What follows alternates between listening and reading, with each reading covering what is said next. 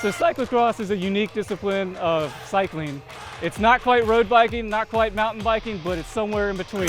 It's kind of like steeplechase running or like cross-country running, but on bicycle. And there's like barriers that you have to jump off your bike and run over, then jump back on, and staircases you run up, and flyovers. It's a very accessible form of bike racing. It's real beginner friendly. You'll see everybody out here from little kids on single speed bikes up to the pros. It's a lot of action, it's fast paced. It's like the hardest 45 or 50 minutes you'll ever do on a bike in your life. And it's a mix of like power and technique. This race started off as like a part of GoFest a long time ago in a very small, local, organic pickup game of cyclocross, so to speak. And then 4 years ago, it really got a shot of boost of injection. We moved away from GoFest, kept the name, kept the branding, have more involvement with Roanoke Outside, who specialize in doing amazing events such as this one right here. This year we've really brought the cream of the crop in American cyclocross and world cyclocross. It's the UCI, which is the national governing body of cycling cyclocross event. It's internationally sanctioned at a C2 level. And so we have all of the top North American riders are here. We even have some from out of the country here.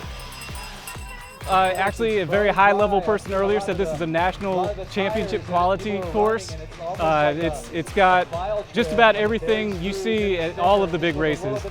And it's been really well received. We've had a lot of positive feedback from riders, from beginners, all the way to the elites that are racing right now. So awesome. I mean, this event has grown so much since it started, and I think it's a real credit to Frank, who organizes the event, and it's so awesome to see it grow every year and have a UCI race right in our backyard. Like, you couldn't ask for more than that. It's really cool. This is a volunteer, this is a labor of love right here, but I love it. And there's a lot of people putting a lot of time and energy and money and investment in all kinds of ways into this. From Visit Virginia's Blue Ridge has done such a fantastic job of helping events like this thrive. Roanoke Outside knocks us out of the park. I mean, we're the place to be.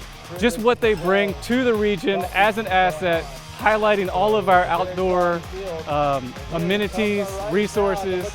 It's a great place to work, play, and live. You know, we got IMBA like silver level status, which is huge for the area, and we've had friends move here specifically for the biking. And the more we show friends who visit, the more like they want to come back and ride more. So it's really, it's such a good place to live and makes it really easy to access the outdoors when you have time off.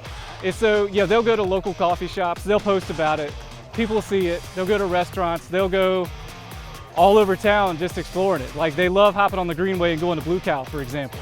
So just one of those things. It's kind of turned into a tradition for a lot of the riders. I'm an emergency medicine physician, so you know, it's been a long year of the pandemic, and we're actually having like our worst sort of surge of patients right now, actually. So work is really challenging, but it is really fun to like have something outside of work to train for, and it's been really fun to be here today. I do stuff like this because I think that the more people who ride bikes, the better off the world is. And this gets people excited about riding bikes. They may never come out and do this, but they watch it and they're like, man, that looks like fun. And they go ride bikes. And they're healthier, they're happier, they're more in touch with their community, they're more in touch with their health and the outdoors. And so it's just good for everybody.